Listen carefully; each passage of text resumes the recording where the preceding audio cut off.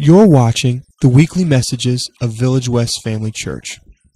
If you enjoy this, please consider joining our weekly gatherings. We meet Sunday mornings at 10:30. We'd love to have you so that you can belong, believe, and become at Village West Family Church. Maybe you haven't, but I always wonder why superhero movies are so long. I just went with my kids and watched a superhero movie, and I'm like, there doesn't need to be this much time involved in this. I mean, come on, really? They're superheroes. They have better powers. They have better toys. They're heroes, and we know how they're gonna win, right? Why does it have to take so long? If I were doing a movie, I would introduce the hero. I would introduce the bad guy. The hero beats up the bad guy. The bad guy gets put in a place where he can't do any more damage. Roll credits. We're out. I mean, that's it, right? That's the way it should work. 30 minutes. I'm in and out. I can turn a mega $1 million movie into a 30-minute sitcom, just like that.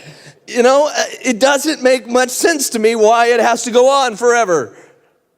And I know there are some of you in this room, you are the cinematic purists, and you would argue about, but there are supporting characters, and there's a subplot, and somebody has to have a love interest, and there's a need for some kind of chaotic energy, and you're right.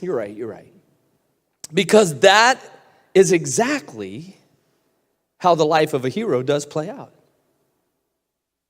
All of those things are there. There are supporting characters in the life of a hero. There are love interests. There are relationships in the life of a hero. There's all this chaos that happens here and there, and there's things that are going on. There are subplots that happen that don't happen on other days. Those things happen in the life of a hero. They happen in your life. They happen in my life. And because that's the way the life of a hero of faith works, we need to be prepared to add one more crucial point to the story. And we're going to talk about that this morning, and that is the ambush. There's one more element in these superhero movies that it has to be there, or else it's really not a good superhero movie, and that is the ambush. The ambush. One of the highly climactic moments is when the villain traps the hero by using some form of weakness and catches that hero off guard, and they're ambushed.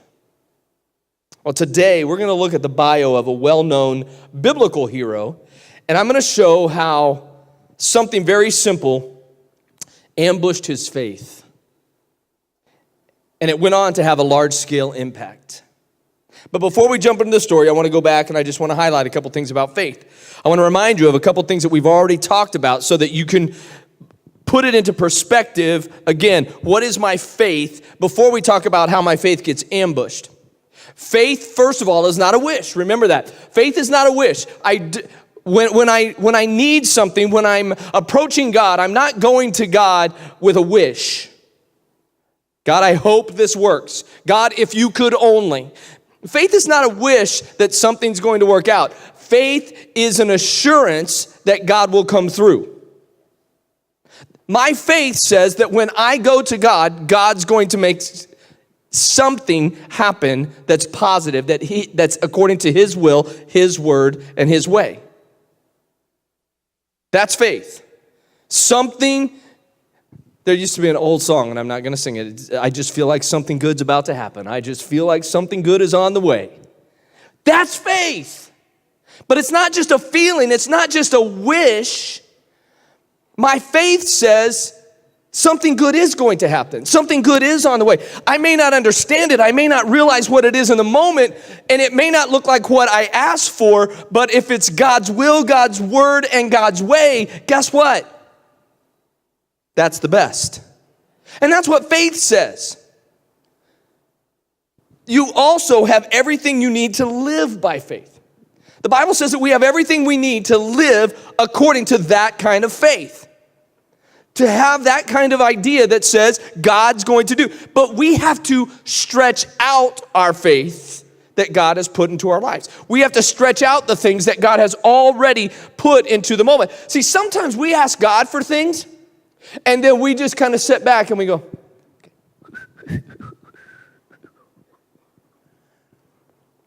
man, I hope he hurries up. Sure would be nice if he could do this really soon. And God is saying, what's in your hand? Stretch out what I've already given you. Use what I've already given you, because that's what I'm going to operate in. We don't always sit back and wait for God to work. God is already working. We just have to be in that moment. That's faith. Faith is not, hey God, I have a request. Let me put in my order.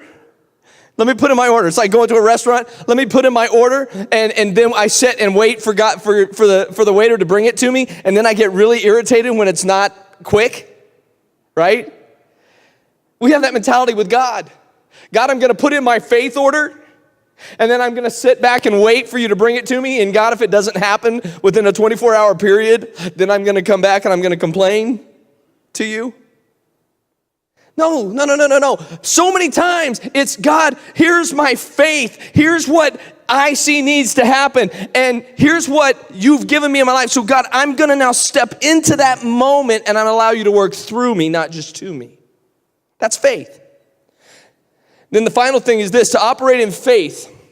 And again, the Bible says without faith, you can't please God. So to operate in faith is to be God-pleasing.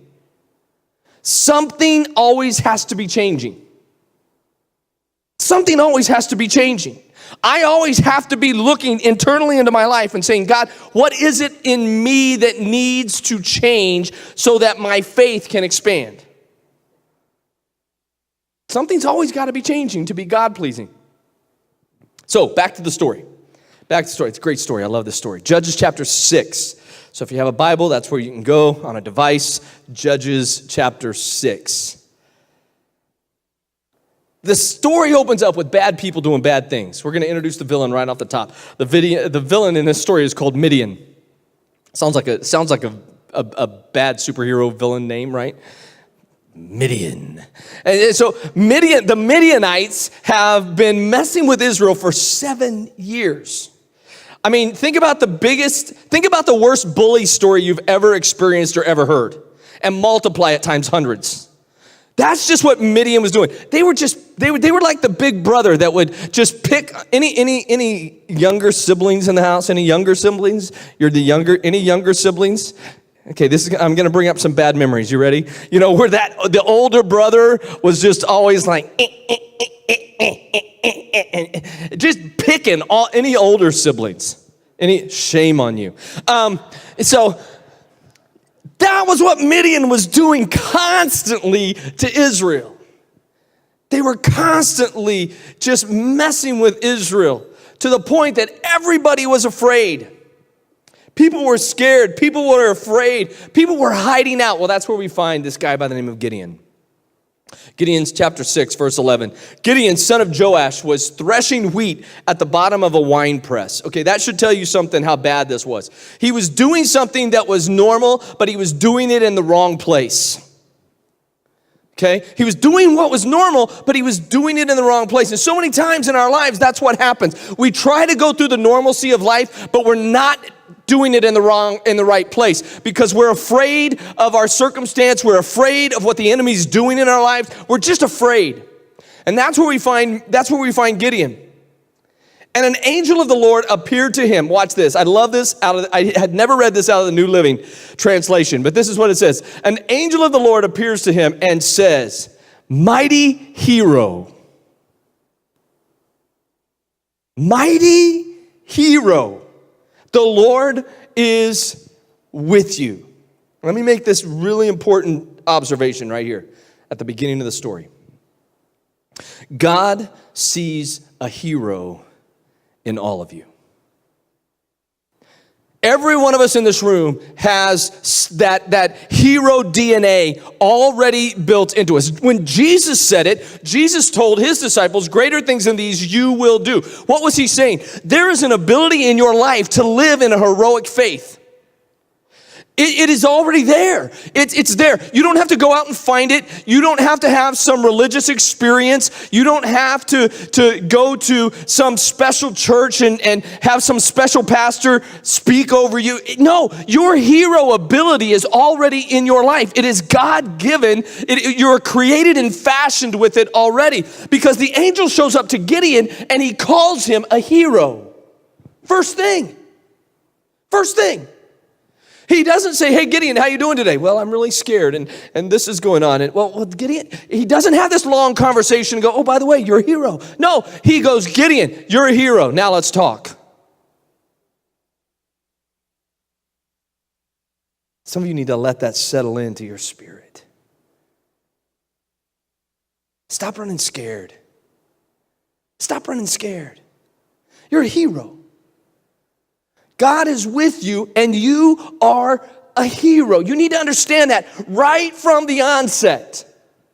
You need to move into this message with, man, I am a hero in God's eyes.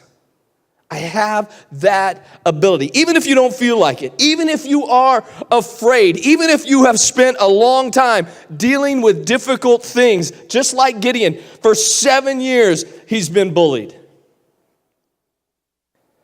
Even if you are trying to do things and you're in the wrong place, doing the wrong thing, hiding out from the reality of your life, and you can't figure out where God is and what God is doing. That's what Gideon said. Well, where's God? Where is God in all of this? Why hasn't God helped us? Why hasn't... Some of the same questions maybe some of you have asked too. Even in that moment, you're a hero. And that's what God sees. There's not a person in this room that can't allow who God is and what God does to produce some marvel mentality in your life and in the lives of those you know. So at this point, there is a large portion of you in this room that probably think you know how this story ends. You grew up maybe in church, or you went through children's church or Sunday school, and you're like, oh, I know how this ends. I know this is a really cool story. I know how this ends. I saw the movie, or I read the book, or vice versa, whatever happened. Jump over to Judges chapter 8. We preach Judges 6 all the time. Judges 6 and, 7 we leave out. I'll show you why we leave 7 out, because especially in kids' church, don't preach 7 in kids' church. It's kind of a scary thing. But we'll get back to that in a minute. In 8, here's what we find. And Gideon made a sacred ephod from the gold, and he put it in, this is not Oprah, this is Ophrah. Okay, Oprah has nothing to do with this story as much as a hero as everybody thinks she is. Okay, this is not Oprah, this is Ophrah. This is where he is from. This is his hometown. But soon all the Israelites prostituted themselves by worshiping it. Watch this. And it became a trap for Gideon and his family. Gideon just got ambushed in his faith. The hero just got hit with an ambush. Something that he didn't see coming. Something that he probably said, this will never, ever, ever happen to me. Because again, you got to go back to the Judges 6 story. Because after God deals with all of Gideon's excuses, after he listens to all of Gideon's issues, and he couldn't convince God, he finally says, okay, God's going to do this. He goes and he tears down the idols of his father. Gideon didn't grow up in a Christian home. Gideon didn't grow up with that kind of influence, because for the last 40 years, the nation of Israel didn't serve God very well. And so his father had built up idols to the prophet Baal, to the god Baal. And so Gideon goes out and he tears down those idols. But look what happens here in Ophrah. He brings it back to the very same place. After all of this, Gideon destroys all of the altars that were established in his family line. He builds a new altar on that very same place. So Gideon creates a new normal for his life. Then Gideon goes out to battle Midian. He takes on this massive foe, the bad guys that had bullied him for 7 years, and he defeats Midian with 300 men. He starts with 32,000, and God goes, no, that's not going to work for me. It's not going to work for me. Tell you what, let's just go ahead and send 10,000 of them home right now. Wow. Gideon's real quickly doing the math. Not by Common Core either. He's doing it the old way. He's doing the math. And he's figuring out, this is not looking good for me. And then God says, wait, you still got too many. And he goes through all of this system, and he boils it down to 300 men. 300 men. He sends them home for no good reason. I mean, they drank water funny, and he sent them home. Really? And then he says, okay, you're going to go out and you're going to fight men. Are you seeing this picture of Gideon in this moment? Man, God calls him a hero, and he steps up to the plate, and he goes, I'm going to set a new normal for my life, and I'm going to set a new normal for my family, and man, I'm going to go after the enemy that has been causing me problems in my life, and God does it in a way that's like, wow, this had to be God, because I couldn't do this on my own. It gets even better. God says, okay, go fight these guys. And Gideon's like, okay, you guys go grab the bazookas. You guys go grab the tanks. You guys, guns, knives, whatever you can find. And God says, oh, no.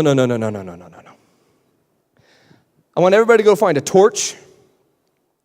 I want everybody to go empty out a jar. I want everybody to go to grab the ram's horn and come and fight. A torch, a jar, a trumpet, and your voice. That's all you got. The odds are 450 to 1. You ready to go? You ready to fight?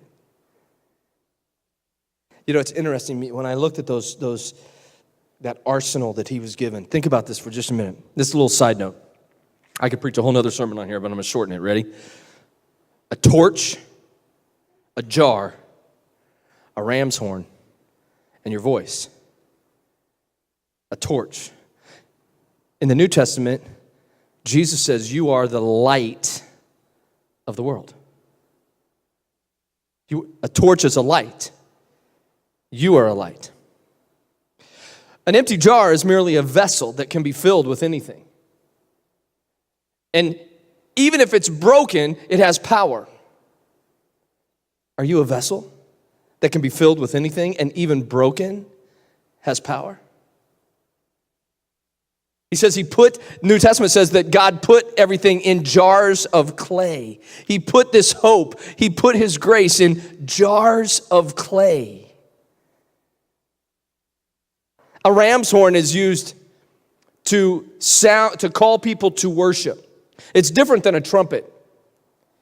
A trumpet was used to sound an alarm that battle was happening, but a ram's horn was used to call people in, to call people to worship. Romans says that our entire lives are to be a reasonable act of worship. So you are a light. Your life is to be worship.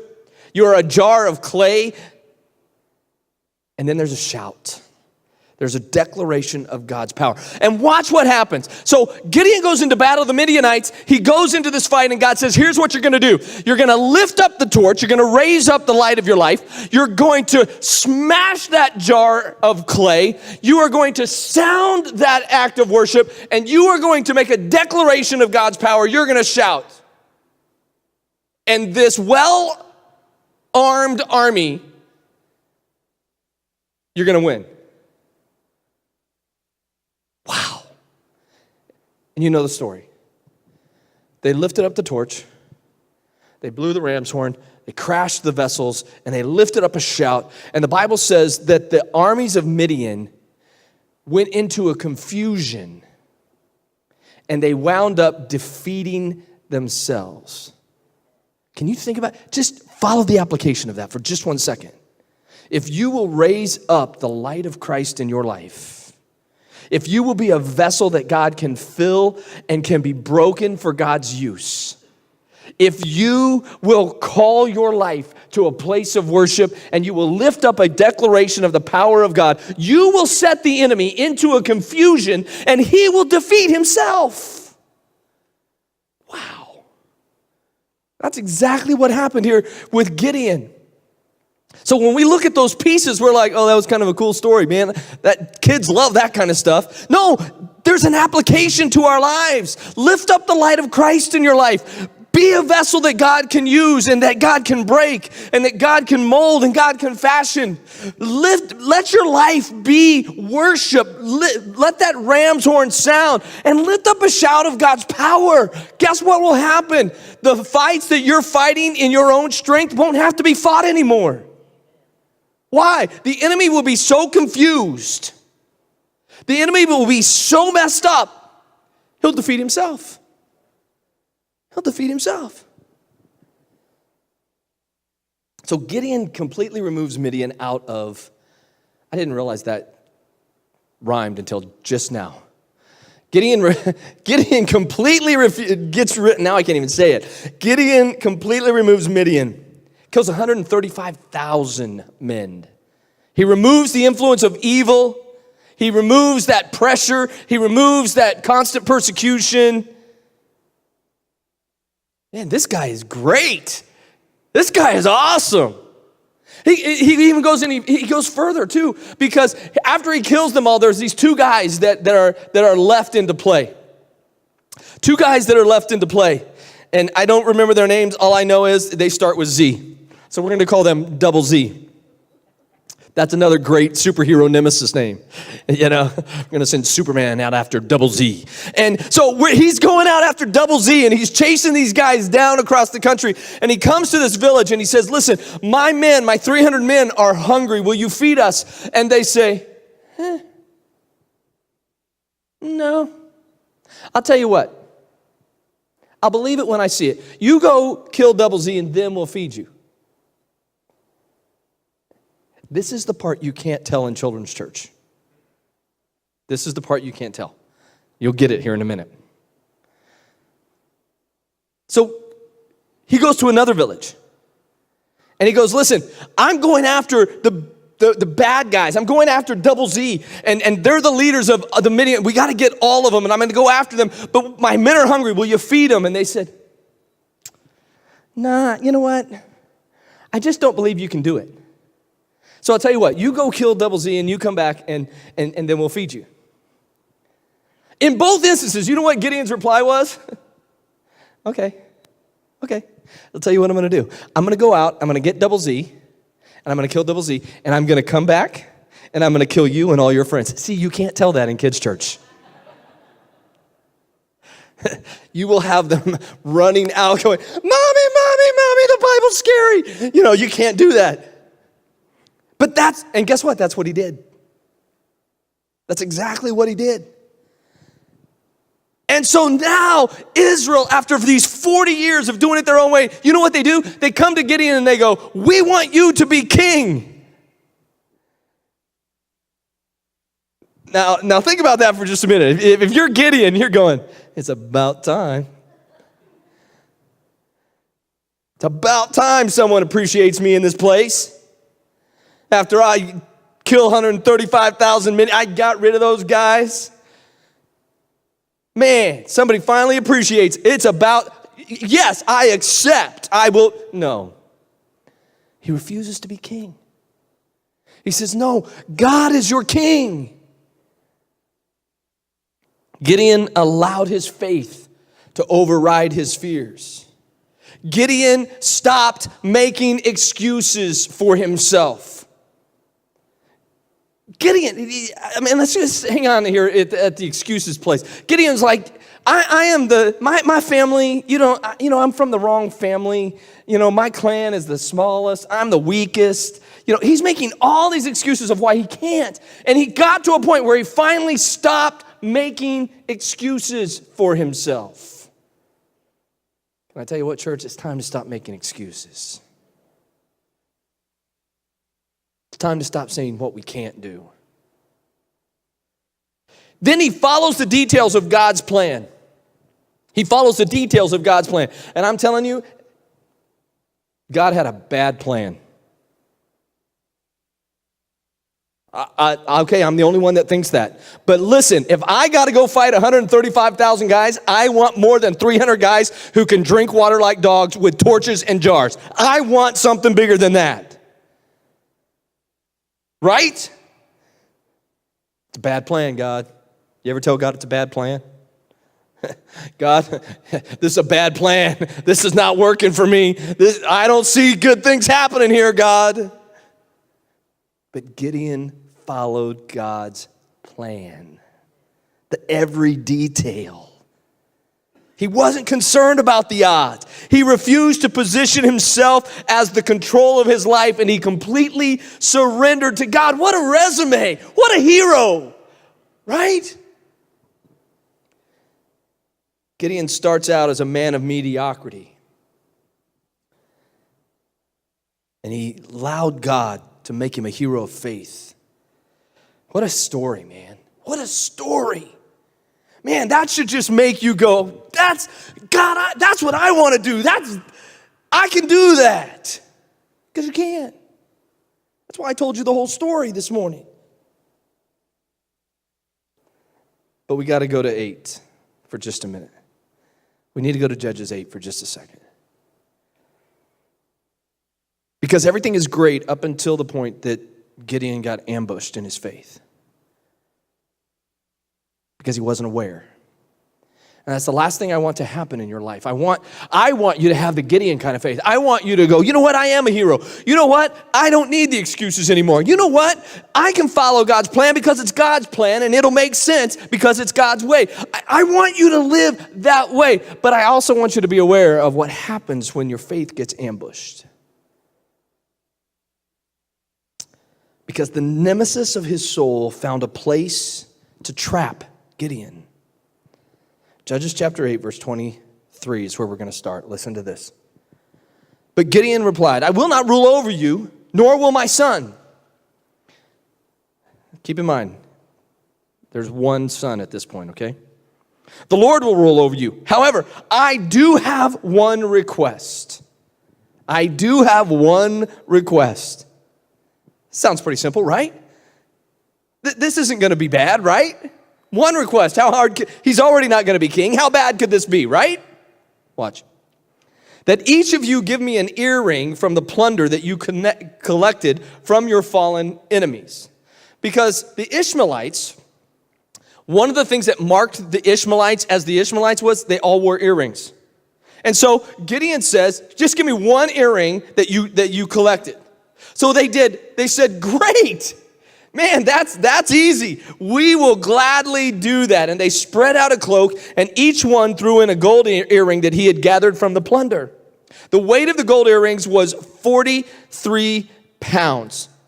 Today, on a soft gold market, you're talking about $800,000. Okay? 43 pounds. Not including the royal ornaments, the pendants, the purple clothing worn by the kings of Midian, or the chains around the necks. I love this line. The chains around the necks of the camels. Man, you know you got swag if your camel's wearing chains. You know? It's not the hoopty, it's the humpty, man. That camel's got chains on, man. He's hanging 218s off that hump, man. Just, it's like... It's pretty cool if your camel's got chains. So they give him all of this gold. And Gideon made a sacred ephod. He made a garment, a priestly garment. And he put it back in his hometown. But soon all the Israelites prostituted themselves by worshiping it, and it became a trap for Gideon and his family. This is the story of how the people of Israel defeated Midian, and Midian never recovered. Throughout the rest of Gideon's lifetime, about 40 years, there was peace in the land. Now, I know you're reading that and going, oh man, that's good. That's so good. Hang on. Don't go crazy yet.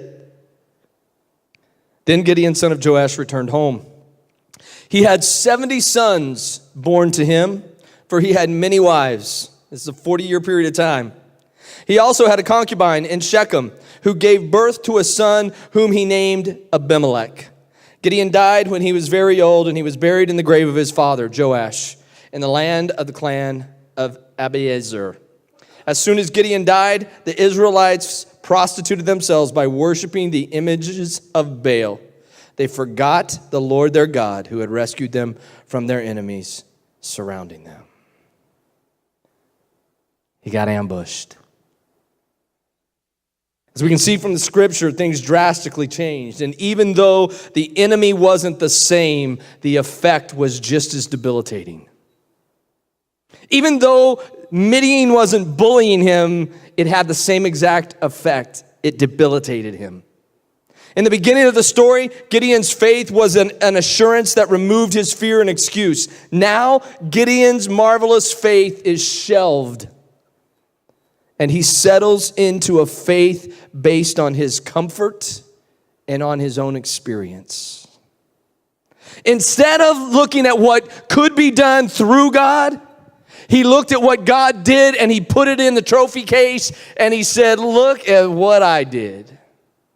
Look what I've experienced. Look what's happened in my life. And he settles in.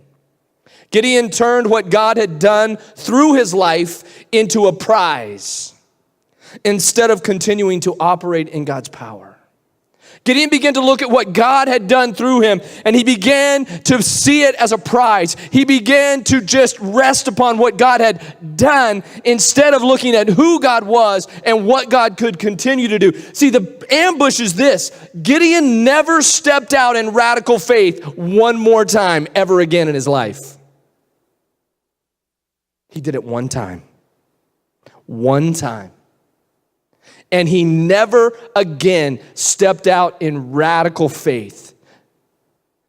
Did he love God?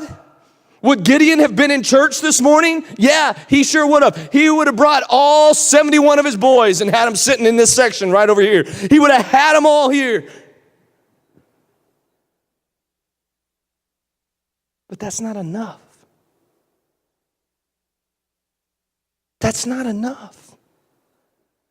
Gideon never again stepped out in radical faith. He took what God did and he made it as a prize. And he got comfortable with what God had done instead of allowing God to be who God was. He created this imagery of a person fulfilling God's plan. That's what an ephod is. The ephod was a garment that the priest would wear over his tunic. And so what he created was this imagery of a priest. And he never put it on. He never wore it himself. He never took on that place of being the priest of his family. He never took on that place of being the priest of his people. He put it on a shelf and said, this is what God has done. Look at how great I've been. See, we cannot just create an image of faith. We actually have to wear our faith. We actually have to be in our faith. We actually have to be operating in our faith and not just putting it up on a shelf or not just laying it on a coffee table and picking it up when we come to church. It can't be static. So where's the trap? And how did it catch Gideon? How did it affect his legacy? How did it destroy his family? See, there's a place that the enemy wants you to be. It's the place that he caught Gideon. The enemy wants you to be in a place where you've given your life to Christ. You've used your faith once and now you're willing to settle. Now you're willing to settle. Gideon goes home. He takes the trophy that he created when he melted down the blessing of God into an image of his own legacy. And he goes home. Gideon settled into a reoccurring cycle. See, when we met Gideon, he was hiding.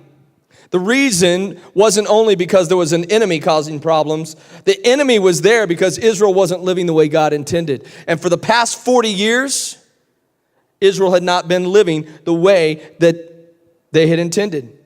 They had experienced 40 years of peace, but we learned that at the end of Gideon's 40 years of peace, Israel immediately goes back to living the way God never intended them to live. See, we get in these cycles of our faith sometimes, and we think, well, things are really good in my life right now. I really don't have to operate in faith. Things are going great right now. I'm in this, again, we read that and go, oh, that's so nice for Gideon. He's got 40 years of peace. How nice is that? Let's make a Lifetime movie. That was part of the trap. That was part of the trap that he was in. He was lulled into a peace. He was lulled into a place where he didn't realize what was going on behind the scenes. He didn't realize the things that were happening all around him. Because you see, that one son that he had from that concubine in Shechem, that one son named Abimelech, he looked at his dad and he said, listen, if you're not going to take power, I'm going to take power. And so he rose up to try to be king, and he went back to home and he killed all 70 of his brothers during a time of peace. Gideon wasn't paying attention. Gideon wasn't operating in faith. Gideon wasn't looking for what God wanted to do next. And these things were happening around him. Gideon created his own blessing. You got to understand, in the Hebrew way, if you had a large family, you were blessed. You know, being in my family, it wasn't good. I'm an only kid. You know, that just wasn't a good deal. You know, it's like, oh, poor Ken. You know, that would have been I'd have been walking down the street and they're like, hey, there's that kid from the only child. He's the only child. You know, not in Gideon's family. He's got 71 sons. I mean, but guess what? He created his own blessing. He went out and he took many wives. He went out and he took a concubine. Deuteronomy actually says in Deuteronomy 17:17, he must not take many wives or his heart will be led astray. He's talking about a leader there. He's talking about a priest there. He's talking about someone who should be wearing the ephod. He must not take many wives or his heart would be led astray. That's exactly what happened in Gideon's life. And he was creating his own blessing outside of what God wanted to do. The saddest thing of this whole story is this, and I'm almost done. It says that when Gideon died, he was very old. That is not the epitaph that I want on my tombstone. Can you imagine when your family lays you to rest and they gather at that graveside and they look at the tombstone that they have put there, and it says your name, he was very old.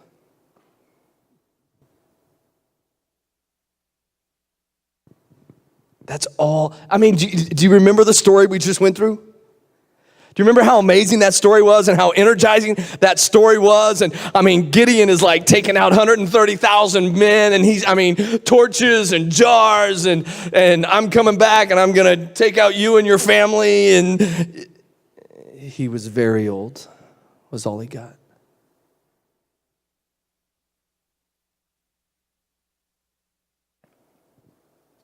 See, the generations that followed, it says that they did not remember the Lord. It actually says that they didn't even give honor to Gideon's family anymore.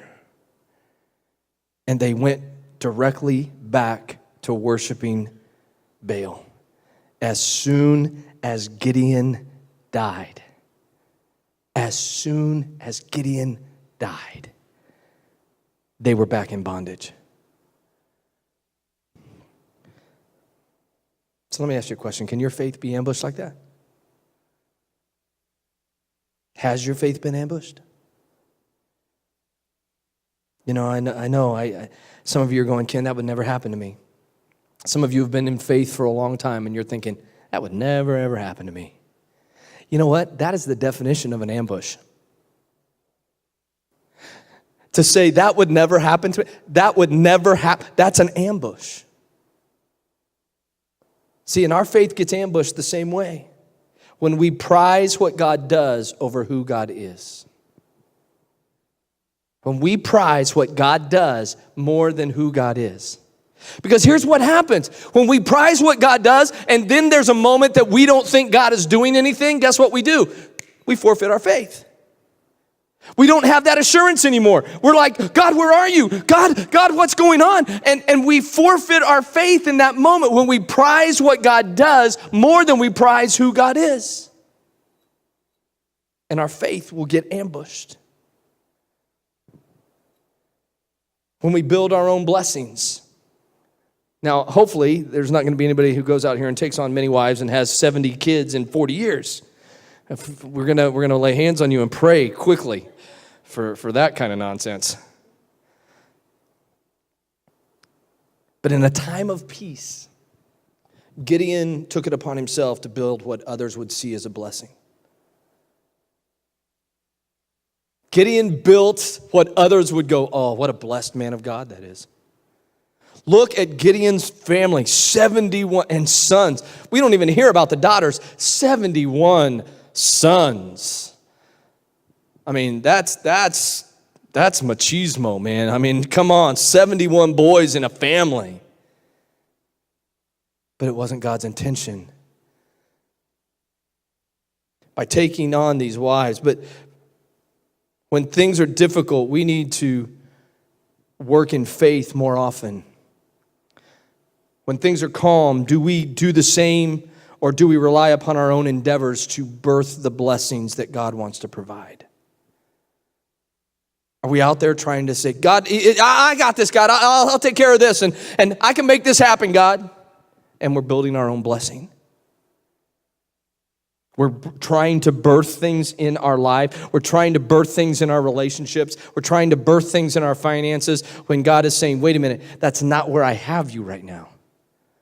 Don't go out and take on another wife. Don't go on and take on another relationship that I didn't intend for you to have. See, we can take on relationships with money, and we can take on relationships with other relationships. We can take on all kinds of anything that we're in connection with as a relationship, and we can go out and say, you know what? I need some different entertainment in my life, and we can take on that relationship and try and birth the blessing of God in our lives.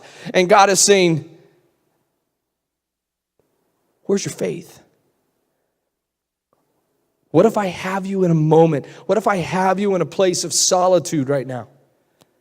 Where I'm building you and I'm growing you and I'm working at the depth of who you are right now. What if that's the place that I have you and you are out here entertaining all of these other things? See, that's an ambush of our faith. I'm going to ask the team to come. Because the final thing that Gideon did was he went back to what he knew. He went back to what he knew. Gideon returned home. Gideon actually goes back to the very place that he tore down the idols of another god, and he established an idol to himself in that very same space. And it happened to be the very same space that all 70 of his sons died. Paul tells us not to conform to the pattern of the world. The idea of conforming means that there is a pre-existing standard or pattern, and someone is deciding to allow their life and their decisions to match or look like the existing patterns.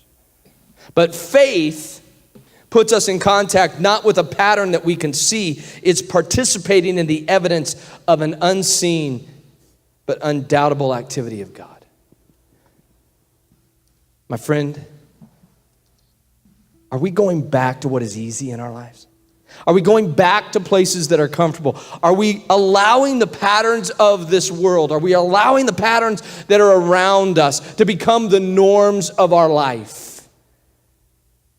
And in those moments, they become idols. The altars that we build can become idols. and they can absolutely destroy everything that has been birthed. Will you stand with me as we get ready to worship?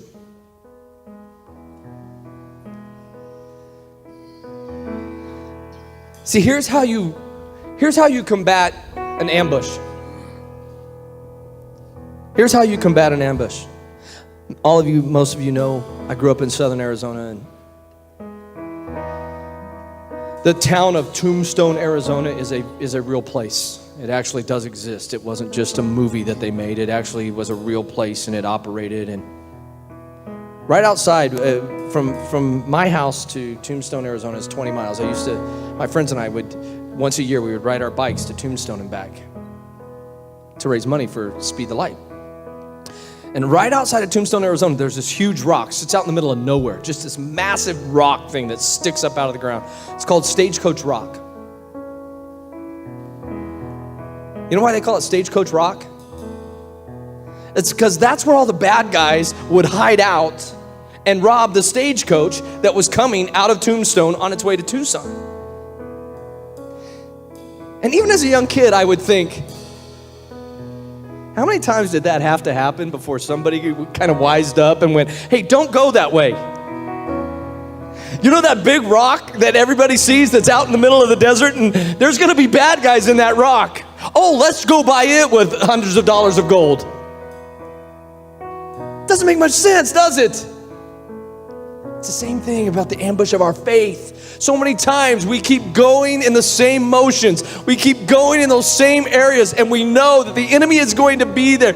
The way that you defeat an ambush is through awareness of the presence of God.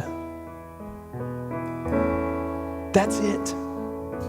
It's when you become more aware of what God is doing and who God is that you don't allow those other things to come back in and hinder your faith. So over the next couple of moments, would you just worship? Would you just say, God, I'm going to focus all of my attention. I don't know what you have planned for me this week. I don't know what's ahead of me this week. And guess what? I'm not even going to concern myself with what's behind me from last week. But God, I'm going to focus my awareness and my attention on you, so that in this moment, God, my faith would be heroic for whatever you have for me and whatever you want to be. So let's just take a couple of minutes, and will you just worship him and become so aware of who Jesus is, and let it ignite your faith.